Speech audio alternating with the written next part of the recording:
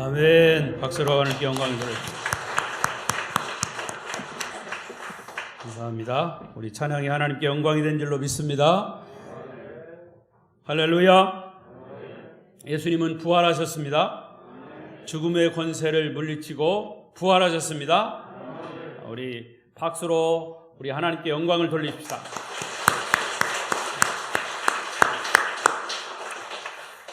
제가 여러분에게 먼저 인사하는 것보다 중요한 것은 예수님이 부활하신 사실이기 때문에 우리 하나님께 박수로 영광을 돌리고 우리가 찬양을 드렸습니다. 여러분도 한 주간 평안하셨습니까?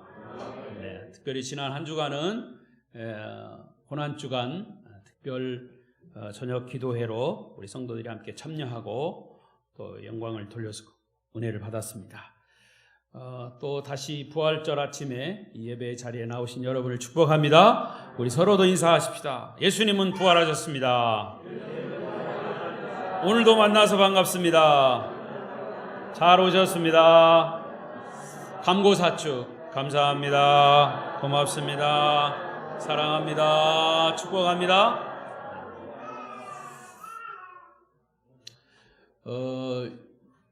유대인의 그 1년 동안의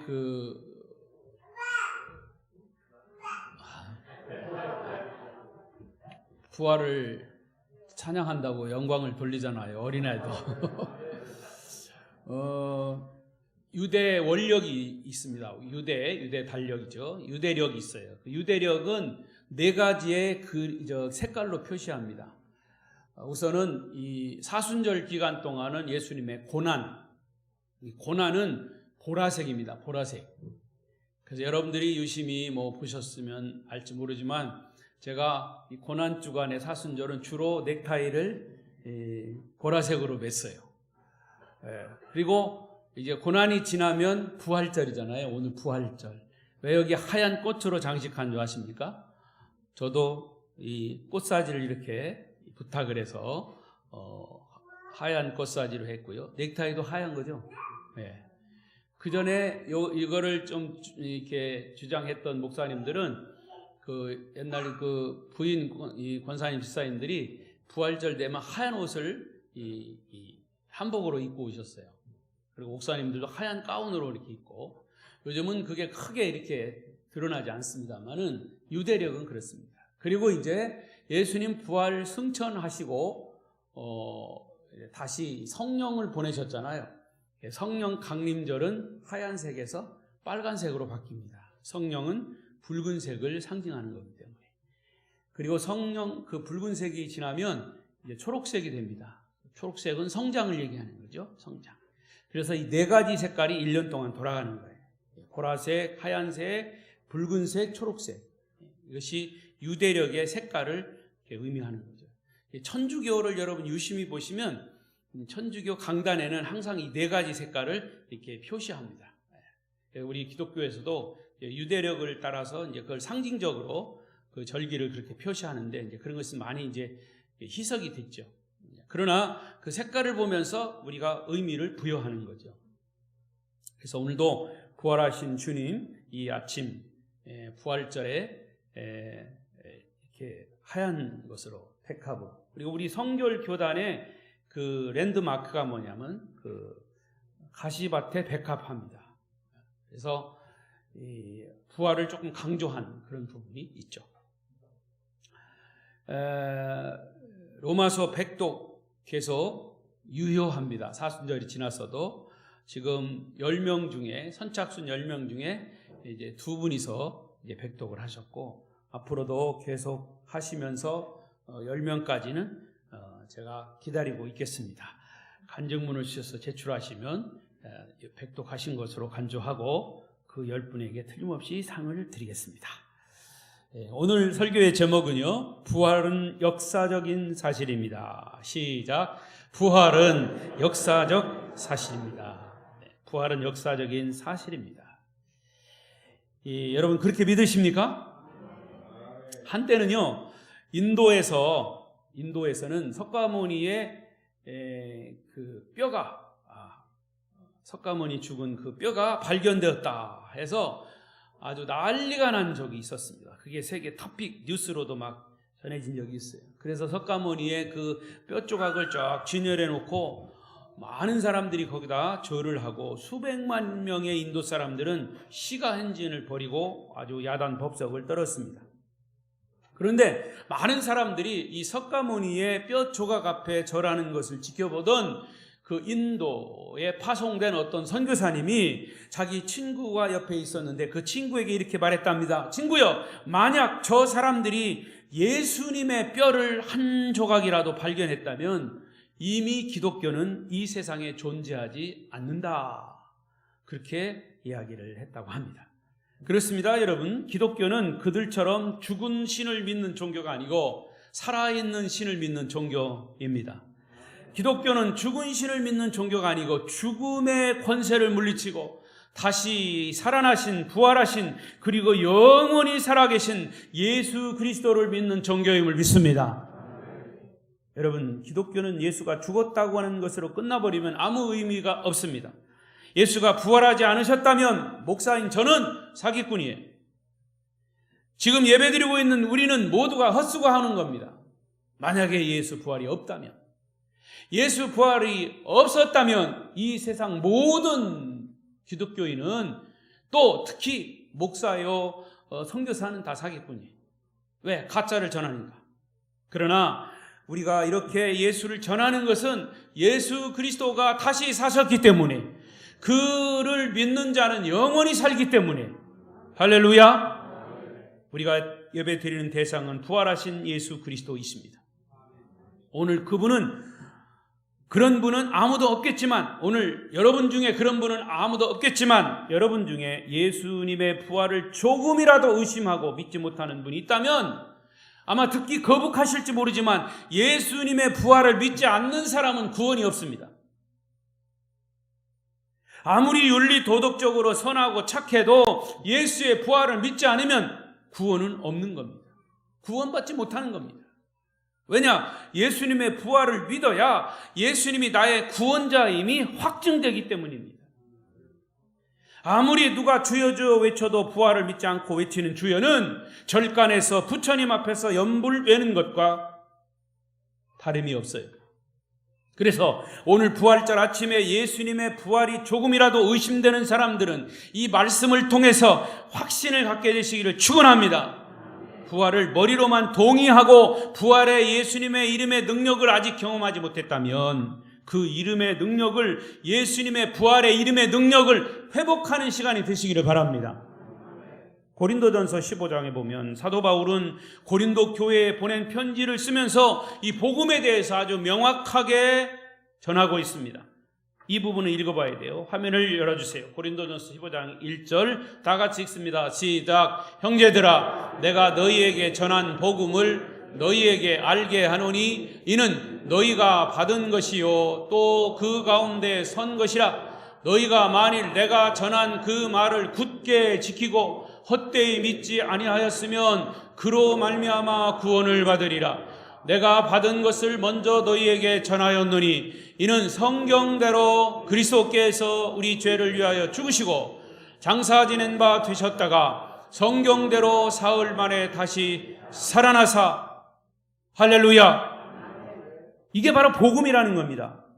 여기서 바울이 말하는 복음은 성경대로 예수님이 우리의 죄를 위해서 죽으시고 장사 지낸 바 되셨다가 성경대로 다시 사흘 만에 살아나신 것, 이것이 복음입니다. 이 복음을 믿는 자가 구원을 받는 것입니다.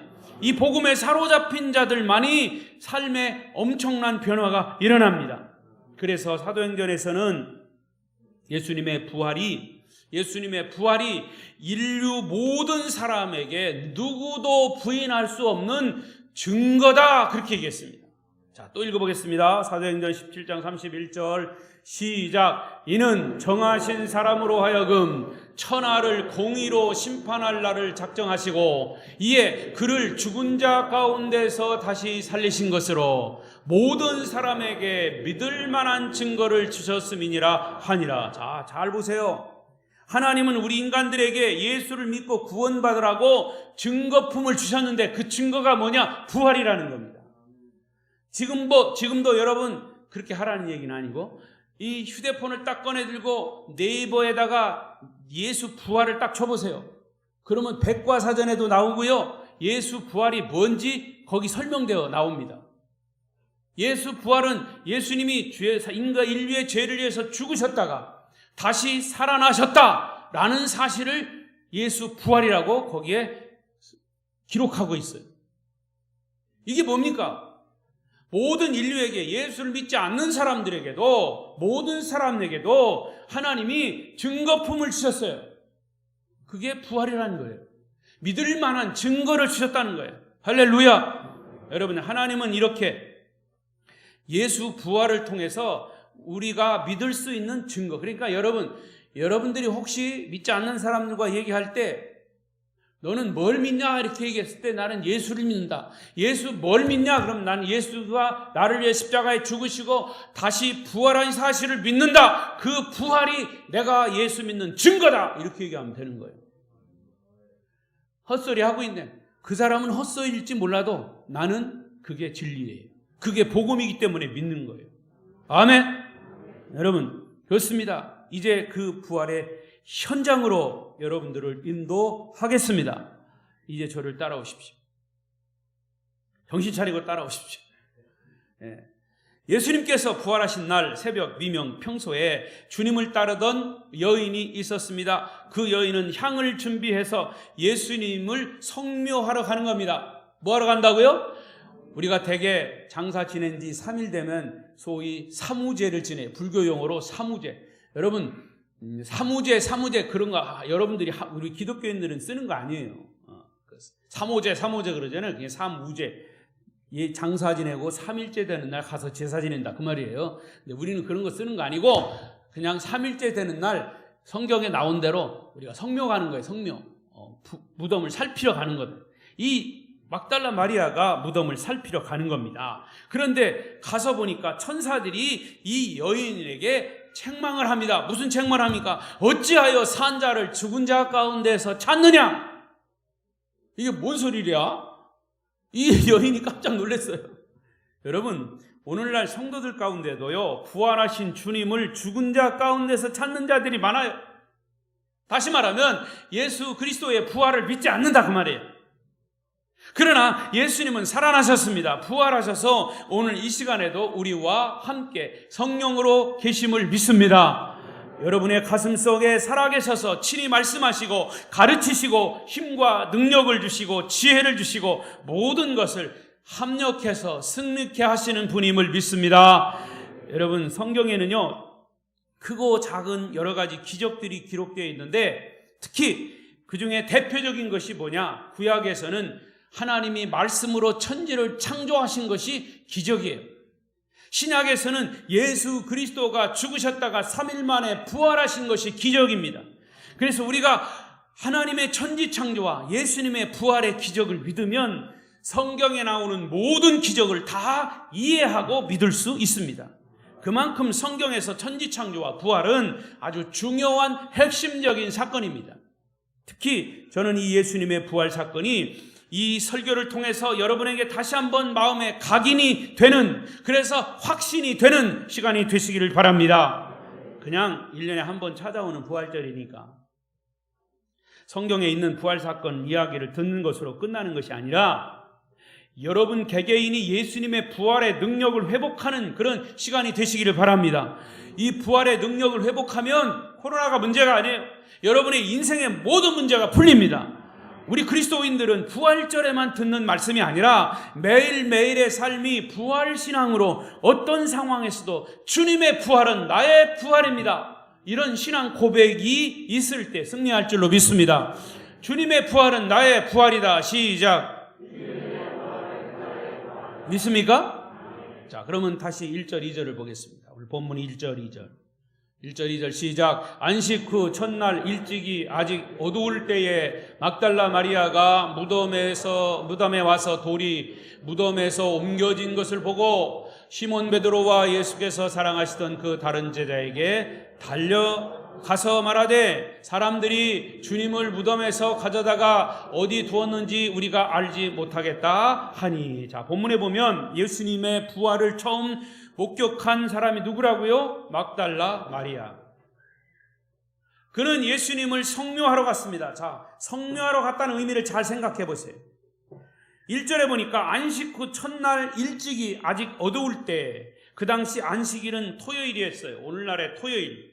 그런데 안식 후 첫날 일찍 아직 어두울 때니까 주일 새벽입니다.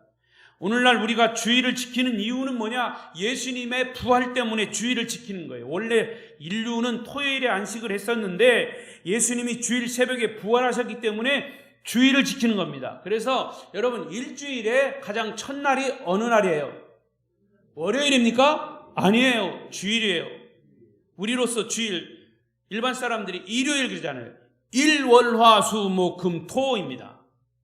월, 화, 수, 목, 금, 토 일이 아니고 일, 월, 화, 수, 목, 금, 토래. 왜? 그 일요일 날, 주일 날 주의 말씀으로 주님의 날로 안식하고 영적인 충전을 얻고 우리가 평안을 얻은 다음에 월요일 날 한 주간을 시작하는 겁니다. 할렐루야. 그걸 바로 알아셔야 돼요. 주일 이른 아침에 아직 어둠이 깔려 있을 때 막달라 마리아가 다른 여인들과 함께 예수님의 무덤을 찾아갔습니다. 그제 골고다 언덕에서 있었던 아주 잔인한 십자가 처형 사건 때문에 예수님을 따르던 제자들과 그 여인들은 아직 긴장이 풀리지 않은 상태예요. 그 당시 유대인들은 안식일에는 아무 일도 할 수 없기 때문에 이틀을 기다렸다가 주일 아침에 일찍이 예수님의 무덤을 찾아간 겁니다. 누가복음서에 보면 여러 명의 여인들이 무덤을 찾아갔다고도 말합니다. 그런데 이 요한복음에서는 특별히 막달라 마리아에게 초점을 맞추고 있습니다. 우리가 알다시피 막달라 마리아는 누구예요? 과거에 7 귀신이 들렸던 사람, 짐승처럼 살았던 사람, 창녀처럼 살았던 사람이, 그녀는 예수님을 만나서 영생을 얻었고 변화되어 새 사람이 된 여인입니다. 여러분, 사람은요, 사랑을 받은 만큼 다른 사람을 사랑할 수 있습니다. 은혜를 받은 만큼 헌신할 수 있습니다.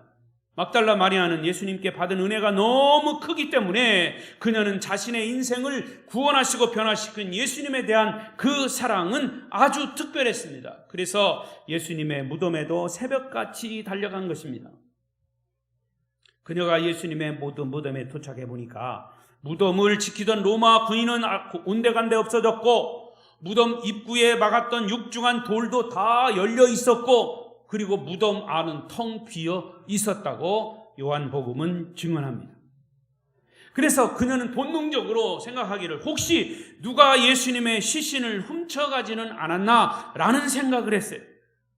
그런 생각이 떠오르자 급하게 발걸음을 돌려서 베드로와 요한 제자들에게 달려갔습니다. 그리고 그 사실을 알려줍니다. 그때가 새벽 5시 30분쯤 되었을 것으로 추정을 합니다.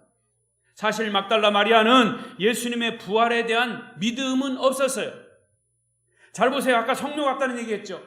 이 부활이 있어서 막달라 마리아가 무덤을 쫓아간 게 아니에요. 성묘하러 간 거예요. 부활에 대한 믿음이 없었어요. 그러니까 예수님의 시신이 없어졌구나 이렇게 생각한 거죠. 만약에 그가 부활에 대한 믿음을 가졌다면 예수님이 정말 부활하셨구나 이렇게 얘기할 텐데 그가 생각하는 거는 예수님의 시신이 없어졌구나 이렇게 생각한 거예요. 여러분, 우리가 부활을 믿지 않으면 보여야 할 것이 보이지 않습니다. 하나님의 천지 창조를 믿지 않으면 많은 문제가 풀리지 않아요. 여러분에게 다시 묻습니다. 확신이 있는 사람만 대답하십시오. 하나님이 이 세상을 창조하셨다는 사실을 믿으십니까? 예수님께서 부활하셨음을 믿으십니까? 부활이 확실히 믿어지면 우리의 삶이 달라져요. 지금 이대로 이렇게 안 살아요. 왜? 우리의 삶이 하나님 없는 것처럼 살으니까. 예수님이 부활하지 않으신 것처럼 살고 있으니까 말입니다. 여러분, 부활을 의심하면 구원은 없어요. 지금 예수님의 무덤은 텅 비어 있습니다. 왜? 부활하셨기 때문에. 막달라 마리아는 베드로와 요한에게 사람들이 무덤에서 예수님의 시신을 훔쳐갔는데 어디다 두었는지 모르겠습니다. 제가 급히 전합니다 하고 전한 거예요. 사실 베드로와 요한도 예수님이 십자가에 못 박혀 죽으신 것 때문에 지금 충격받고 아직도 안정을 못 찾고 있는 상태인데 예수님의 시신이 없어졌다는 말을 듣고 또 한 번 충격을 받는 거예요. 자, 오늘 본문 3절 7절 보겠습니다. 3절 7절 잘 읽어야 돼요. 시작. 베드로와 그 다른 제자가 나가서 무덤으로 갈새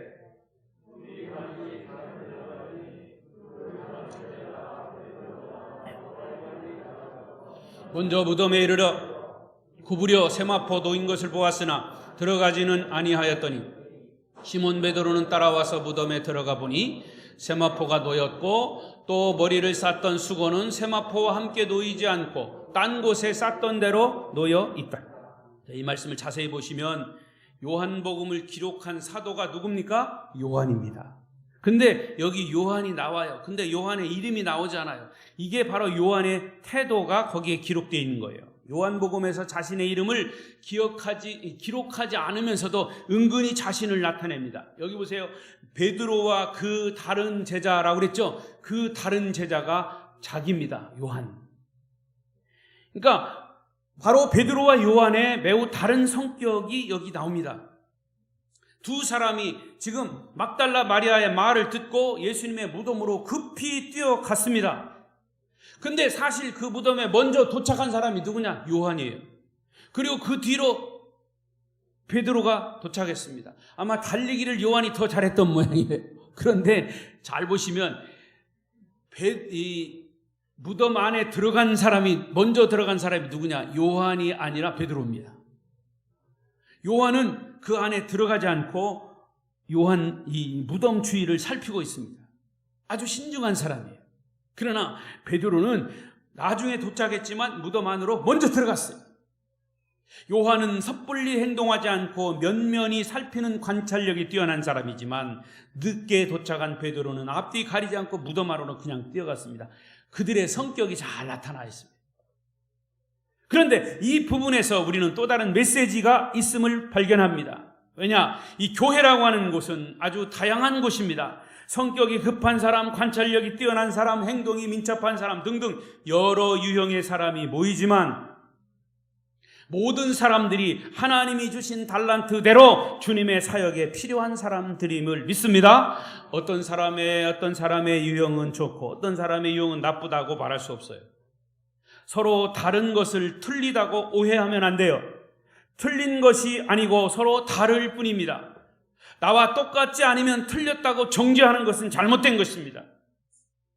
하나님의 창조의 질서를 인정하지 않는 것이죠.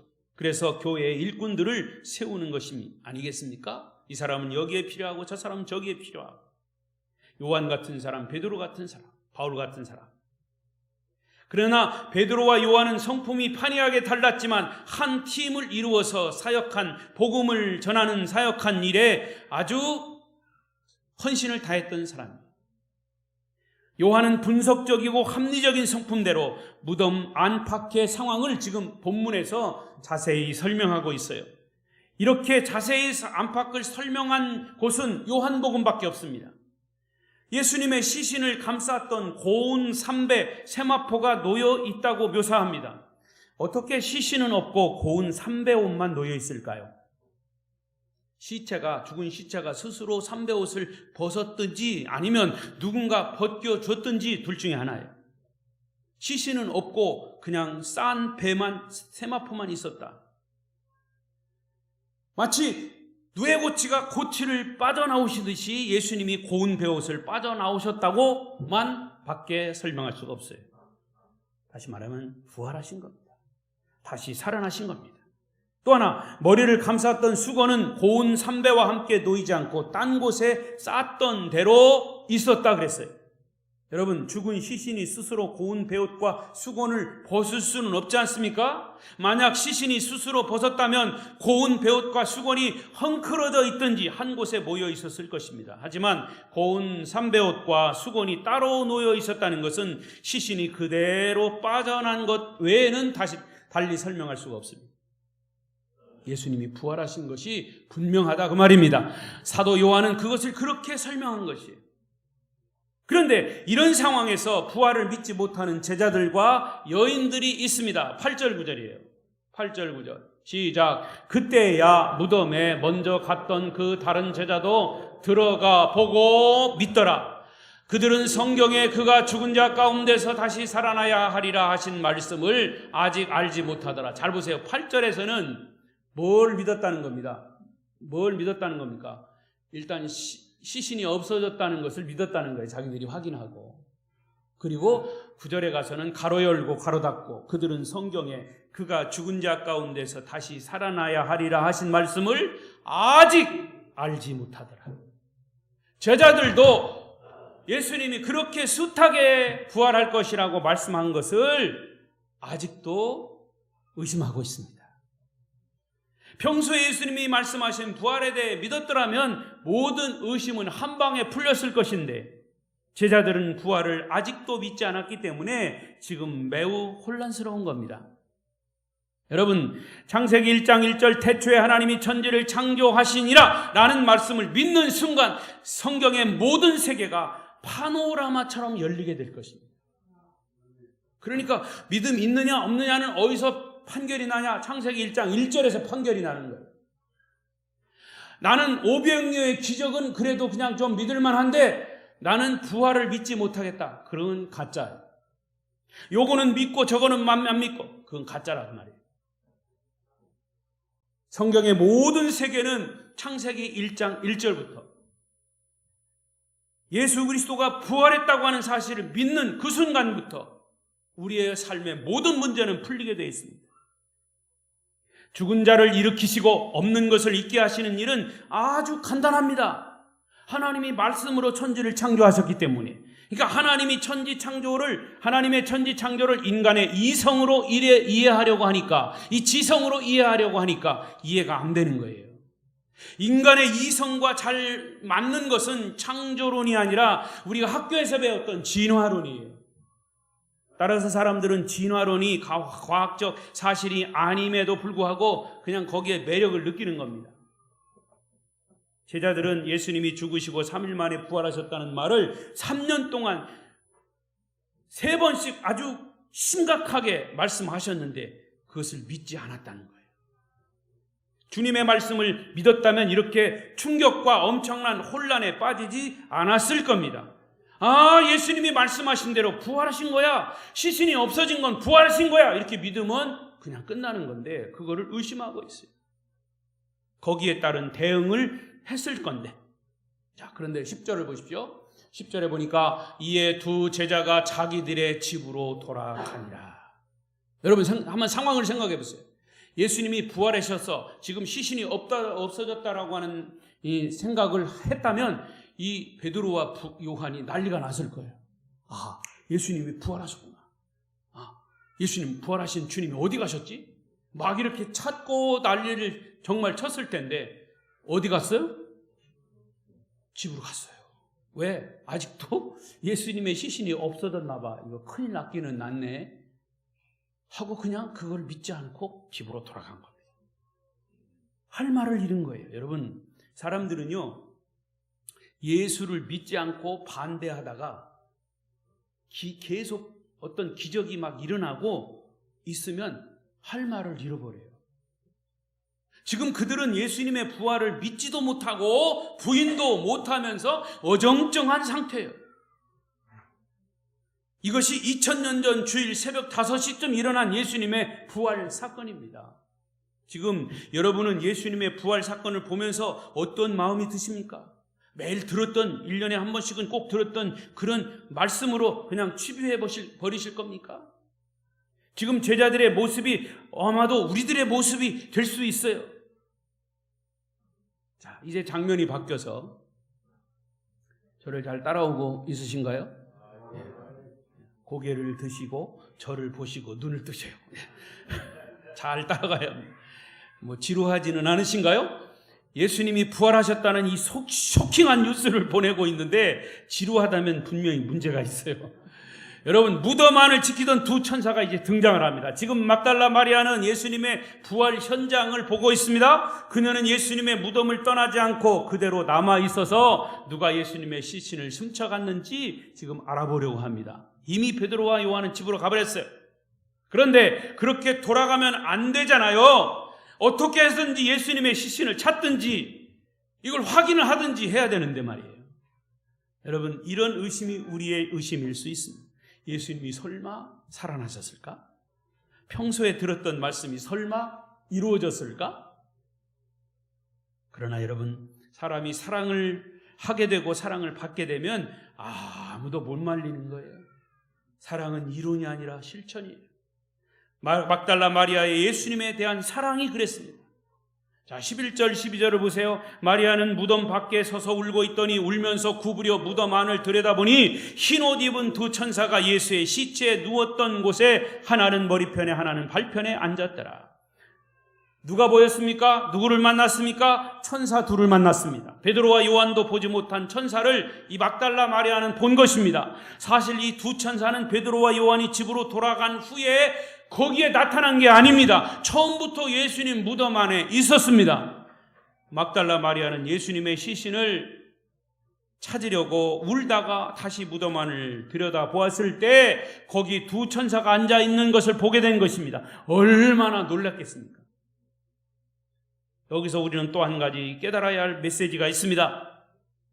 여러분, 예배 드리는 이 순간에도 천사가 우리와 함께 계신 것을 믿으시기 바랍니다. 지금 천사는 우리의 예배를 돕고 계십니다. 다만 우리 중에 천사를 보는 사람도 있고 보지 못하는 사람도 있을 겁니다. 느끼는 사람도 있고 느끼지 못하는 사람도 있을 것입니다. 예수님이 겟세마네 동산에서 땀이 핏방울이 되도록 기도하실 때 마귀는 예수님을 공격했지만 천사는 예수님의 기도를 도왔습니다.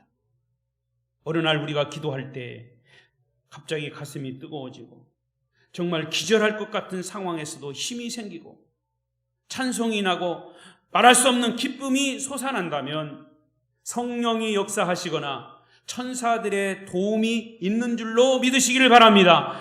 그런데 이런 현상이 예수님의 무덤 안에서 일어난 거예요. 여러분, 우리는 어떤 영적인 현상을요 자신이 경험하지 않았다고 잘못된 것이라고 남을 비판하면 안 돼요. 남을 비난해서도 안 돼요. 다만 내가 보지 못했을 뿐이고 내가 경험하지 못했을 뿐이죠. 내가 경험하지 못했다고 다른 사람이 틀렸다고 하면 그건 자기중심적인 생각이고 교만한 현대 지성인들이 범하기 쉬운 죄악입니다. 13절 14절을 보십시오. 천사들이 이르되 여자여 어찌하여 우느냐? 이르되 사람들이 내 주님을 옮겨다가 어디 두었는지 내가 알지 못합니다. 이 말을 하고 뒤로 돌이켜 예수께서 서 계신 것을 보았으니 예수이신 줄 알지 못하더라. 지금 막달라 마리아는 천사는 보았지만 정작 부활하신 예수님을 알아보지 못하는 아주 이상한 현상이 벌어졌습니다. 자, 여기서 잠깐 멈춰 보십시오. 여러분, 이런 현상은 막달라 마리아만의 모습이 아닙니다. 저와 여러분의 모습일 수 있습니다. 어떤 때는 제가 문득문득 저 자신도 믿음이 없다는 것을 발견합니다. 다만 믿음이 있는 척하는 것은 아닌가 하는 생각이 들 때가 있어요. 왜냐하면 결정적인 순간에 어떤 이성적이고 합리적이고 논리적이고 세상적인 생각으로 이 일을 처리하는 제 모습이 보입니다. 제가 여러분에게 질문하겠습니다. 사랑하는 남편들이요, 사랑하는 아내들이요, 서로를 사랑하십니까? 아내들이요, 남편을 사랑하십니까? 남편들이요, 아내를 사랑하십니까? 생뚱맞은 질문 같지만 부부니까 그냥 사는 거죠. 뭘? 지금 와서 무슨 사랑 타령이냐고 말할지 모릅니다. 사랑하는 것은 그렇게 쉽지 않습니다. 우리는 서로의 관계 속에서 제도와 습관 속에서 그냥 살아갑니다. 그래서 인간의 사랑이라는 것은 상대적인 겁니다. 그래서 우리는 가끔 믿음 없는 모습을 보일 때가 있어요. 그것은 어떤 일을 결정하는 과정을 보면 알 수 있어요. 인간의 합리적인 판단으로 결정하지 믿음으로 결정하지 않습니다. 그런 경우에 우리에게 사랑과 믿음이 없다는 것을, 주님에 대한 사랑과 믿음이 없다는 것을 보고 깜짝깜짝 놀랄 때가 있습니다. 지금 막달라 마리아도 그런 상태에 예수님을 열심히 사랑했습니다. 그리고 예수님은 십자가에 돌아가셨습니다. 그렇지만 주님을 사랑하는 마음으로 이른 새벽에 무덤으로 달려왔습니다. 예수님의 시신이 없어졌습니다. 그녀는 예수님의 부활은 생각하지 못한 사실, 바로 이것이 우리들의 모습일 수 있다 그 말입니다. 예수님의 부활을 의심하는 모습, 그 말입니다. 드디어 부활하신 예수님은 울고 있는 마리아에게 나타나셨어요. 아니, 이미 거기 나타나신 것이 아니라 이미 그곳에 계셨는데 마리아도 미처 그 예수님을 보지 못한 것입니다. 울고 있는 마리아에게 주님이 나타나셨어요. 이미 그곳에 계셨습니다. 여러분, 우리가 고통받고 있을 때도, 내가 절망하고 있을 때도, 사랑하는 사람을 잃고 슬피 울고 있을 때도 부활하신 주님은 항상 우리 곁에 계심을 믿습니다. 제가 왜 눈물이 나는지 몰라요. 주님이 항상 우리 곁에 계시다고 하는 사실에 너무 벅차기 때문에. 부활하신 주님은 항상 우리 곁에 계십니다. 다만 우리가 주님을 보지 못하고 느끼지 못할 뿐이지. 자기의 고통과 슬픔이 크면 그 고통과 슬픔에 가려서 주님이 보이지 않습니다. 자기 생각이 많으면 아무것도 보이지 않습니다. 막달라 마리아도 부활하신 주님을 보지 못했습니다. 15절 16절을 보십시오. 시작. 예수께서 이르시되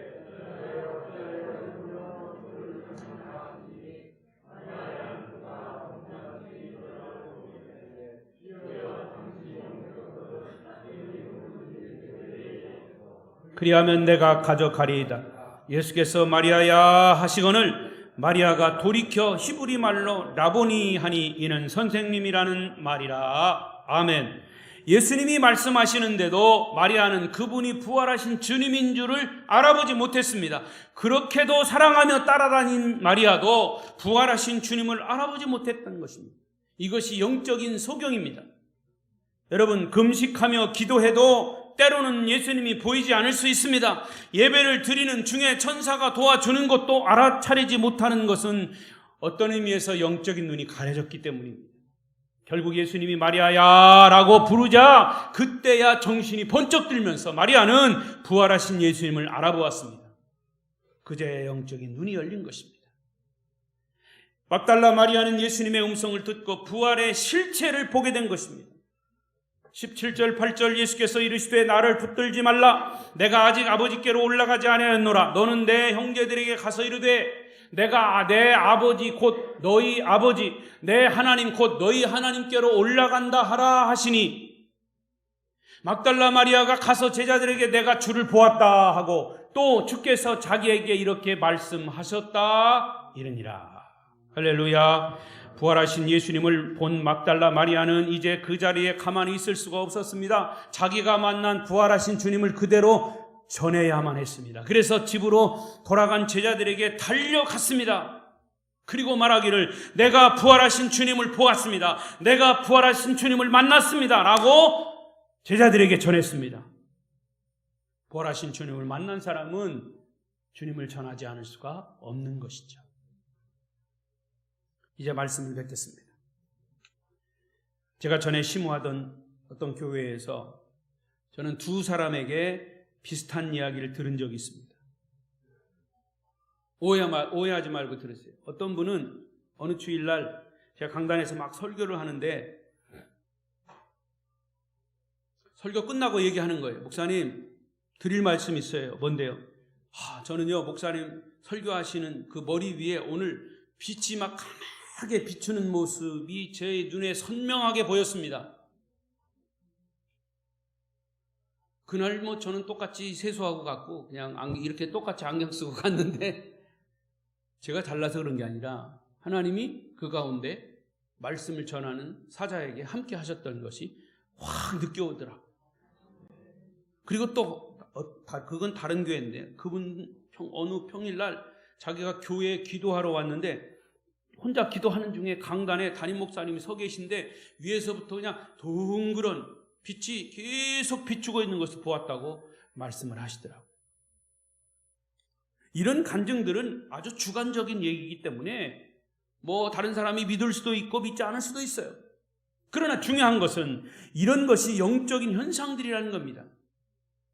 여러분, 예수님은 부활하셨습니다. 지금 이 시간에도 우리와 함께 계십니다. 예수님이 부활하셨다는 확신이 들면 이런 영적인 현상들은 얼마든지 일어날 수 있습니다. 설교를 듣는 중에도 여러분의 질병이 고침받을 수도 있습니다. 부활하신 주님의 음성을 들을 수도 있습니다. 어떤 분은 기도하다가 찬양하다가 영적인 통찰력을 얻기도 하고 막혔던 일상의 문제가 해결되기도 합니다.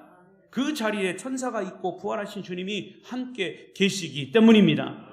예수님의 무덤은 닫혔던 돌문이 활짝 열렸습니다. 그리고 그 무덤은 아무도 없는 빈 무덤입니다. 그리고 막달라 마리아는 부활하신 예수님을 전하기 위해서 제자들에게 달려갔습니다. 부활하신 주님을 만난 사람은 그분을 전하지 않고서는 견딜 수가 없는 것입니다. 할렐루야.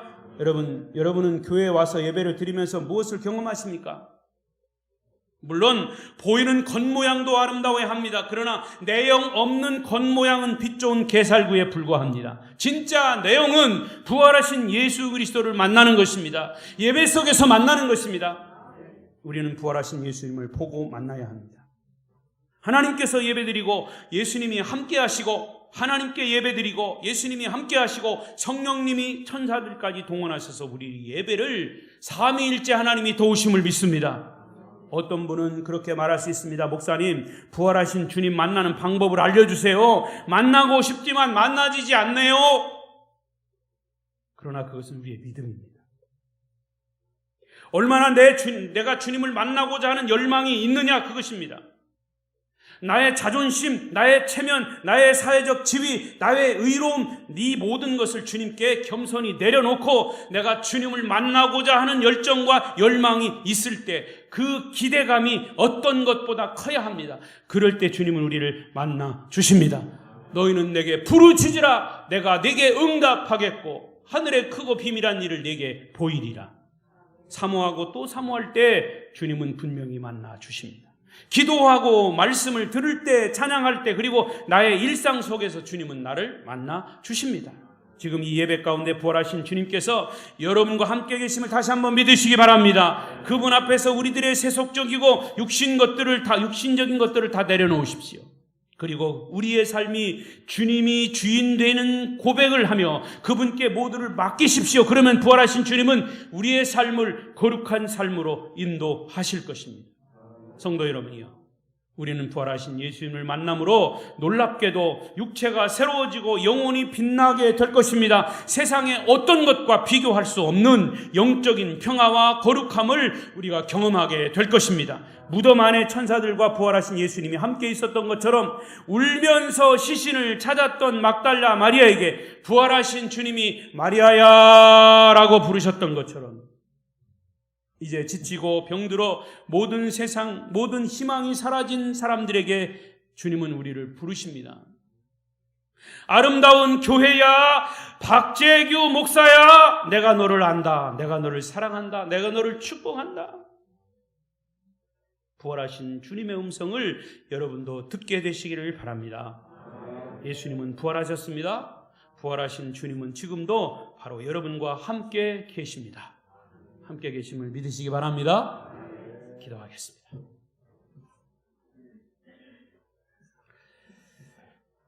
오늘 주신 말씀을 생각하면서